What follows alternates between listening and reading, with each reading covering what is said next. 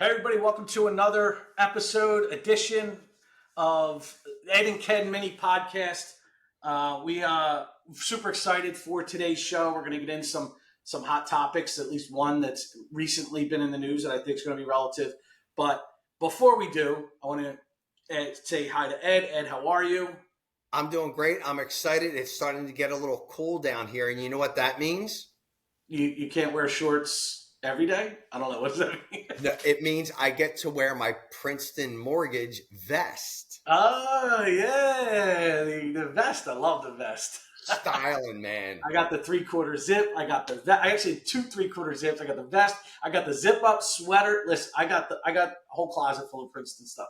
If I'm not wearing my daughter's softball logo, I'm wearing a Princeton logo usually wherever I go. Yeah, I love it. And what I like about it is it fits so well that I can, and it's thin, but it's warm. I forget what it's made out of. It's great quality. But I can wear like a short sleeve shirt with it, and it doesn't look like I'm wearing a vest in a way. How about this? The first three people that text Ed Fordyce, if you're listening and you text Ed and say, Ed, I want a Princeton sweater, I'll buy the first three people. Now, no cheating. Don't go calling people and say, hey, text me that you want a Princeton sweater. Let's see if anybody's listening to the show. And if we get three people, then that would be a huge win. How's that? That's it. I was going to give out my number, but all they have to do is Google me. But it has to be a text. Just say, I want a Princeton sweater. All right. That sounds good. Give me your number anyway. 6-1. I was so tempted to do something sarcastic that would get us canceled. 610-246-6852. 610-246-6852. Most of us are old enough to remember what 1-900 meant. The kids these days don't know. I don't know what you're talking about. Yeah. It sounds like something deep and dark and weird and creepy. I don't. Sure. Yeah. Only kids in Upper Darby did it, right? And first and foremost, I'm sure again, all the people that love you, all the people that don't get a chance to talk to you every day. How are you feeling? How's it going? Where are we at? I feel awesome. Had a great chat with my doctor. There's a less than 2% chance that my cellular confusion has spread anywhere else. So I'm in good shape there. Have a PET scan in 10 days and then a follow-up with him, I think on the 24th. And then I'll put the plan in place of what I'm doing. But until then, I'm doing all kinds of holistic stuff. I feel good. I feel strong. I'm at the gym every day, still doing my thing. So time to rock and roll, baby. I'm good. Thank you. Oh, I love it. I love it. So today we're going to get into a topic, but before we do, it's going to be irrelevant. I want you to share with me the text that you sent to your kids today. You had mentioned that you sent them a text. Yep. Every morning I send my kids a text. I love that. I don't know how long this has been going on. A long time. Oh, well over a decade. But the text I sent them this morning was faith and fear both ask you to believe in something you can't see. The one you choose writes your future. I'll say that again real quick. Faith and fear both ask you to believe in something you can't see. The one you choose writes your future. That's powerful, boy. That is incredibly powerful. And, from my perspective, the things that I always try and tell my kids is, control the conversation that you're having with yourself, or at least be aware of the conversation that you're having with yourself. And once you're aware of it, you can ask yourself, hey, is this conversation coming from a place of fear? And if it is, change the conversation, because you can't predict the future. And if you're gonna, might as well predict something good, because either way, it's made up. Yeah. Right? So I love that, man. And that's why I predict that your PET scan's gonna go miraculously well. That's what I predict as well. I know you. I already know it. They're going to be like, wait, there is nothing in you. Who told you you had this cellular confusion thing? I love that cellular confusion thing, man. I am going to start using that. You should trademark it too, by the way. Hopefully maybe this counts as documentation. Sounds good to me. Yeah. All right, let's get into another place of fear. Real estate agents, we are all always in some level of fear. There's always a new threat. There's always a new thing that's going to take us down and change the industry. And who knows? Maybe it will. Maybe it won't. You know, I had a great conversation with a book club group that I'm running with Clay at Princeton. Clay Duncan. If you guys don't know him, go follow him on Instagram. He's awesome. And we're reading The AI Edge by Jeb Blunt. He's a huge sales, guru who also is using his platform to kind of bring AI into sales, and he talks about adopt versus adapt.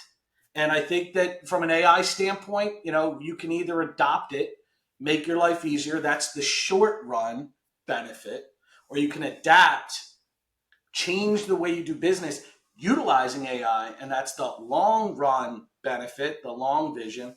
But who else but Zillow has bought in, and now Zillow is choosing to adapt and adopt with their agreement with ChatGPT. And basically, what that means is that Zillow and ChatGPT now have an agreement where the borrowers or the buyers can now search within ChatGPT, making ChatGPT a essentially a robust, reasoning, thoughtful research tool for buyers, where they can look through, they could search listings, they can search pictures, they can pull up pictures, they can do comparisons, they can do all kinds of stuff. No doubt, great move on Zillow's part. I think it's going to be an incredibly powerful tool. But is this the beginning of the end for the traditional real estate agent client relationship? How many times have we heard that, though? In all honesty, is this the end of the real estate agent client relationship? This is no different, but I want your perspective on it, Ed. I saw this news come out yesterday, and I didn't look into it at all. My first thought is,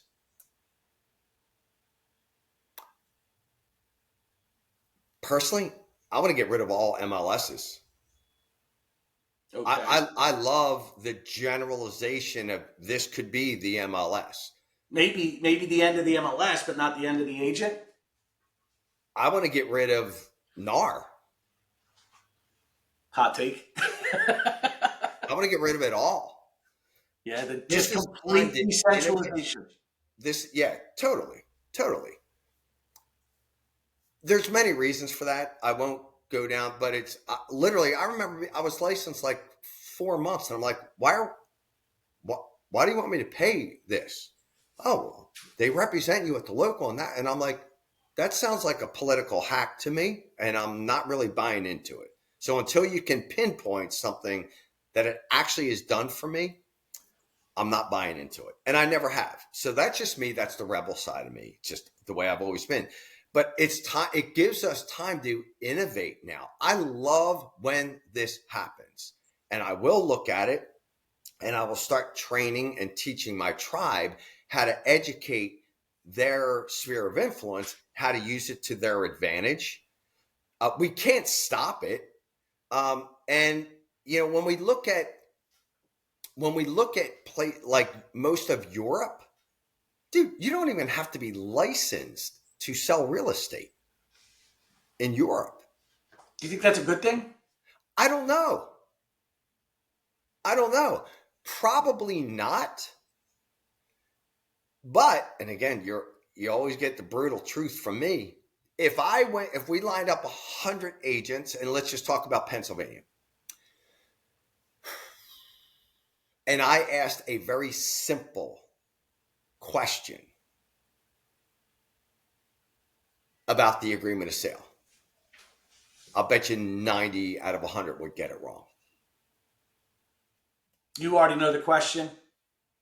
Yep. Okay.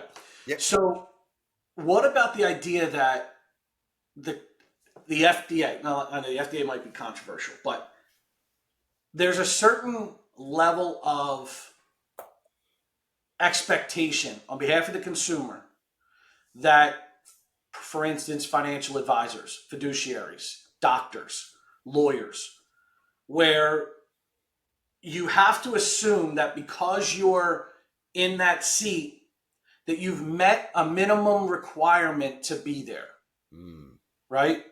And that I don't have to go down and research your life history and ask for a resume to prove to me that you've met the minimum requirements. And I think that that's why the licensing piece is important. In the mortgage business, before 2008, you didn't need a mortgage license. Any Tom, Dick, and Harry could be a loan officer, and look what it got us. It got us a bunch of unprofessional people, unethical people, people who didn't have the threat of having their license taken away Yeah. to prevent them from doing stupid shit, right? Yep.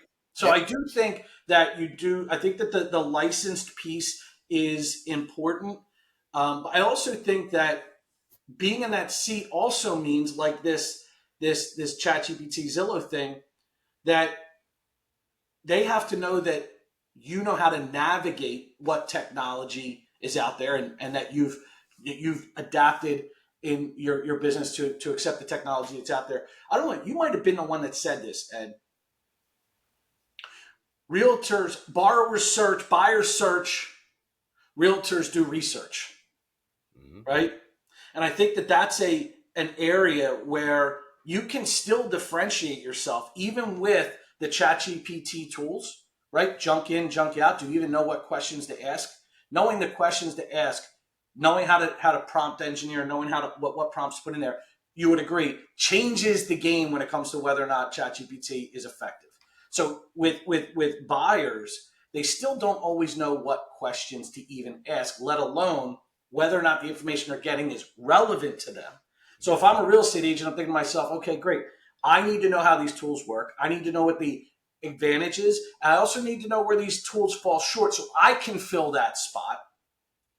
And I'm going to continue to do the research to make sure that the house or the situation that we're putting you in, it meets your short-term and your long-term goals. So I don't know that it's a threat. I think it's going to be super cool as a home buyer to be able to use ChatGPT with the Zillow functionality, but I don't know how big of a threat that it's going to be to the adapted realtor. I know one thing, that the consumer right now is not talking at the dinner table. Like, did you see the news that, Zillow partnered with ChatGPT, and now, like, they're not doing it. Number two, it's like, I'm sitting here thinking, because again, I didn't read any of it. I just sort of saw it and I was like, another thing to be dramatized. What's the difference between Zillow partnering with ChatGPT and Zillow just being Zillow? I'm like, what is there a difference? I guess it's just the starting point, right? And who knows? Maybe when the functionality is out there, it's fully functional. Maybe you'll be able to ask, compare these two houses and tell me what you think I should offer, Yeah. right? But again, if you're an agent, then you're going to have your perspective built into that. And I just don't think that a robot is going to have the same level of, emotional intelligence, Yeah. technical intelligence. They'll have the artificial intelligence, but you have to be there to read the borrower, understand what they're really looking for, and kind of peek around corners way better than technology ever will. What you just said is why we will always be around. We are masters at reducing risk for buyers and sellers. And that's something that won't go away. However, the standards they've needed to be raised for so long now. And there's just I've always said that the biggest code of ethics violation is the real estate industry itself.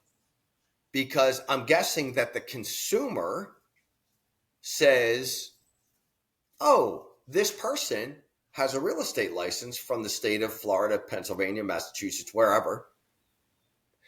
They must have I think you said it, met the criteria. Yeah, the minimum requirements, right? To have a license.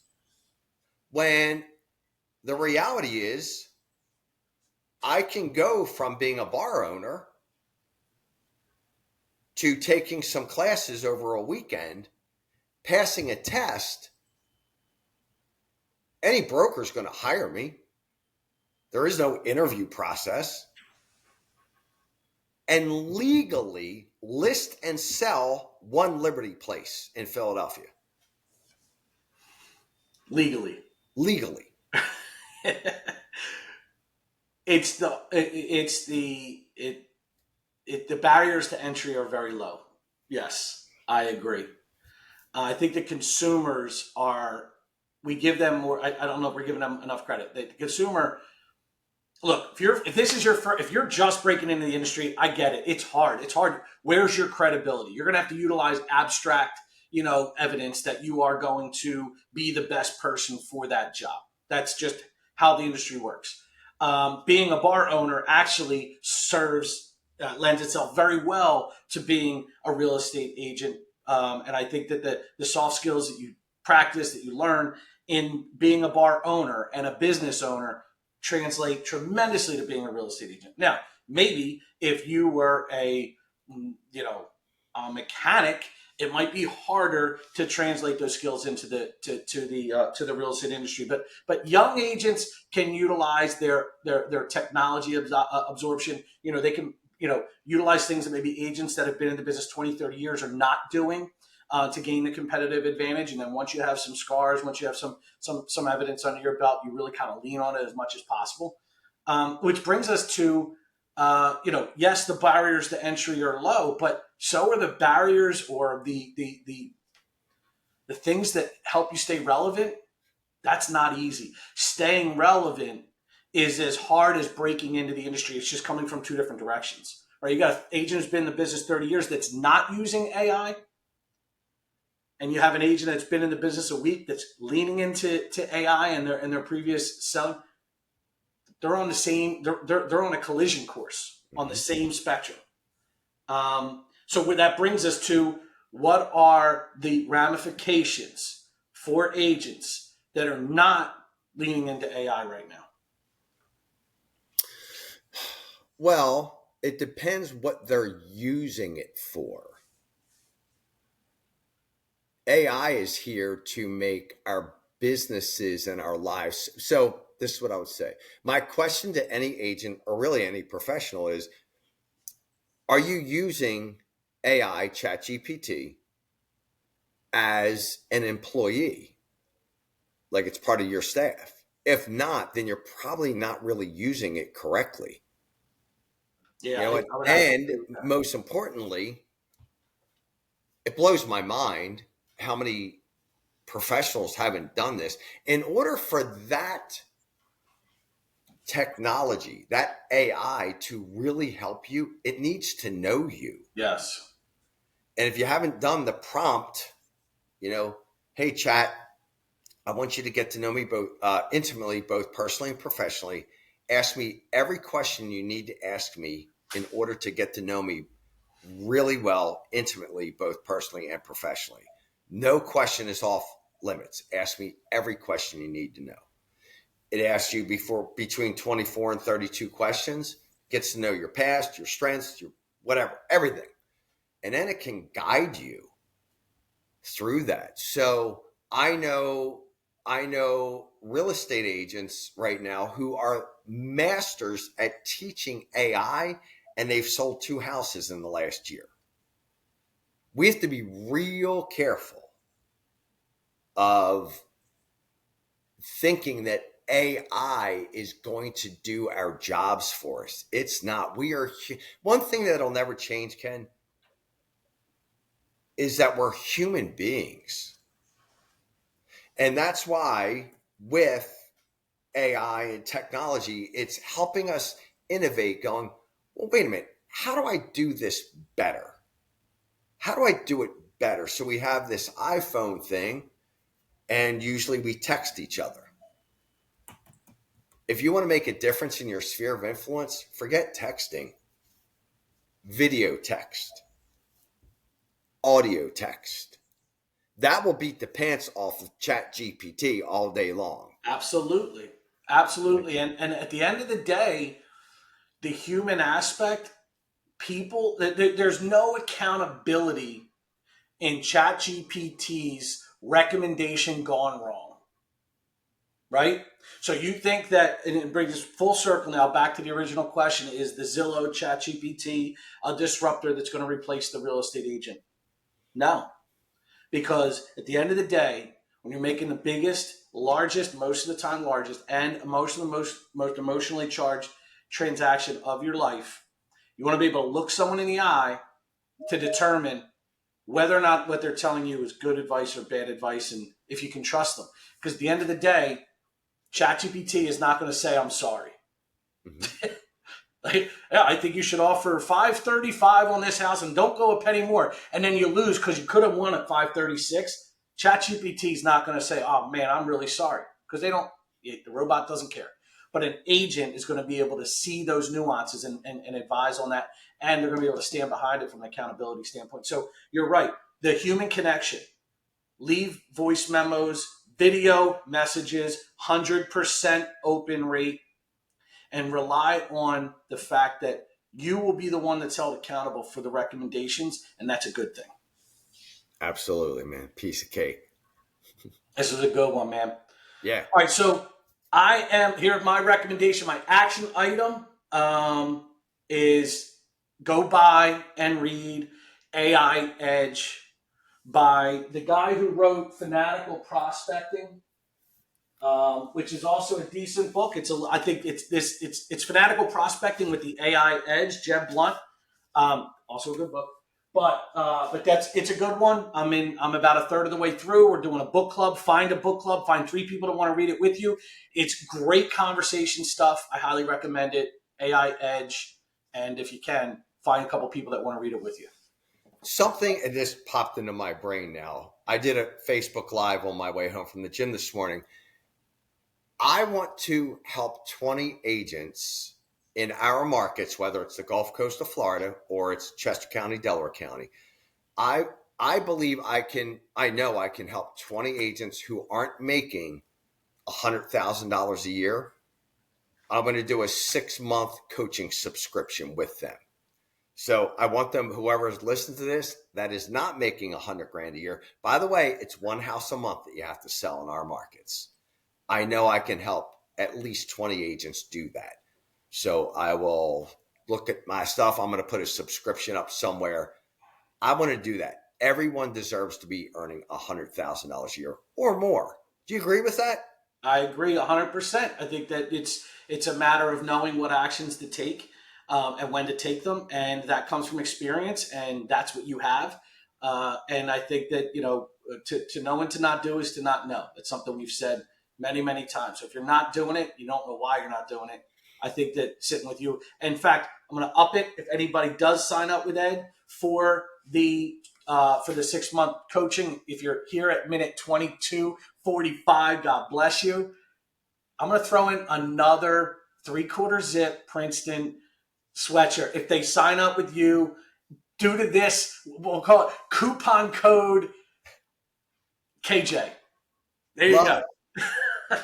And I love the AI Edge, man. Jeb Blunt, I remember reading his stuff years ago. I'm going to check that out. He partnered up with someone on this one, and I can't remember the guy's name, but again, so far, so good. We're in the early stages, and it's great for people who even aren't 100% like still not really understanding the whole AI thing. That they take it a little bit slow, but not so slow that you won't get anything out of it if you've already been doing it for a year. So, so very good so far. Cool. Great stuff, brother. All right, Ed, enjoy your week. Have no fear. Have faith, my friend. That's it.